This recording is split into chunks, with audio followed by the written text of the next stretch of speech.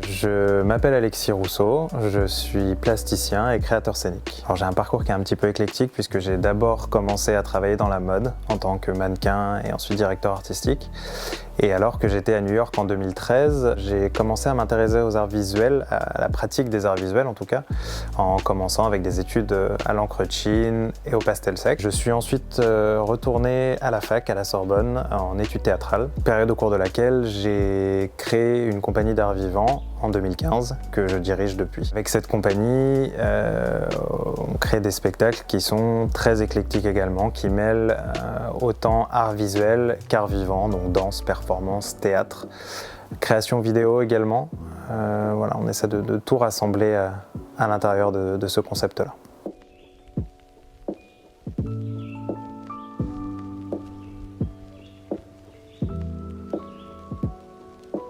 Alors pourquoi avoir choisi d'exposer dans une université? Eh bien tout simplement déjà pour pouvoir amener la culture dans un lieu qui n'est pas forcément un lieu de culture. Pouvoir amener un projet artistique dans le quotidien des étudiants et du personnel de l'UPEC. Et c'est surtout une opportunité de travailler autour d'une architecture qui n'est pas forcément conçue à cet effet, mais ce sont également des opportunités qui ont des limites en termes d'espace et en termes de possibilités logistiques et techniques.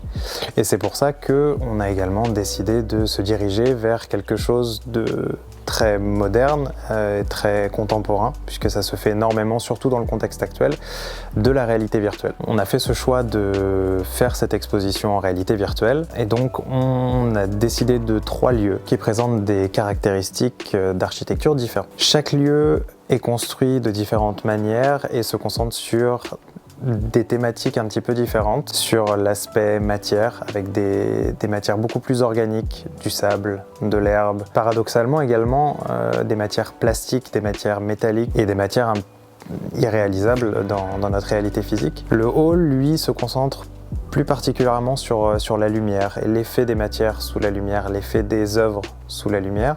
Et le 3e lieu qui est l'extérieur, qui se concentre lui sur un petit peu un mélange de tout ça, qui présente la caractéristique surtout d'être en extérieur, d'avoir une lumière différente et d'avoir un paysage finalement différent, d'implanter ses œuvres en extérieur.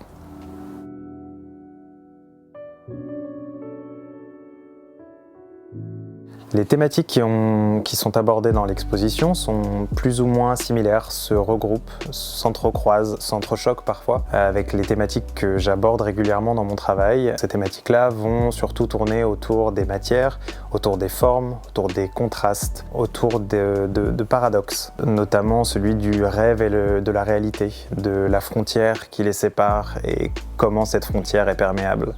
Il y a également des thématiques du temps que je lis beaucoup à l'architecture et à l'effet du temps sur l'architecture qui va structurer notamment mes œuvres et qu'on retrouve dans l'exposition en réalité virtuelle qui agrémente ces œuvres de différentes parties d'architecture, différents morceaux d'architecture et de la lumière qui l'accompagne. Donc les matériaux avec lesquels j'ai l'habitude de travailler reflètent un petit peu cette notion de paradoxe et de melting pot, parce que je vais utiliser des matériaux industriels, notamment en sculpture, comme du béton cellulaire, comme du ciment, comme du plâtre, mais que je couple également avec des matériaux plus nobles et plus traditionnels comme la peinture à l'huile ou la peinture à aérosol qui rejoint un petit peu l'architecture et qui rejoint le street art notamment. J'utilise et travaille régulièrement sur de la toile brute non apprêtée qui va lui donner un aspect textile, un aspect beaucoup plus rugueux et un aspect beaucoup moins blanc, beaucoup moins art visuel, beaucoup moins peinture finalement, pour un petit peu croiser toutes ces thématiques que je viens d'aborder et qui vont pouvoir transcender un peu cette notion d'œuvre presque intouchable. Le toucher est régulièrement d'ailleurs évoqué dans la contemplation des œuvres et elle convoque plusieurs sens finalement.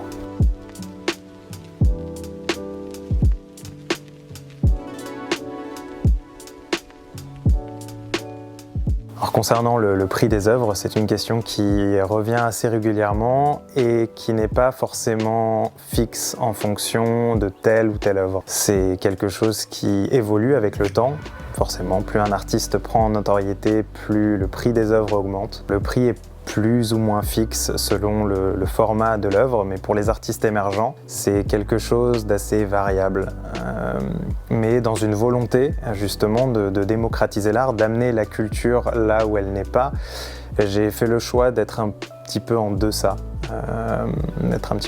des prix pratiqués.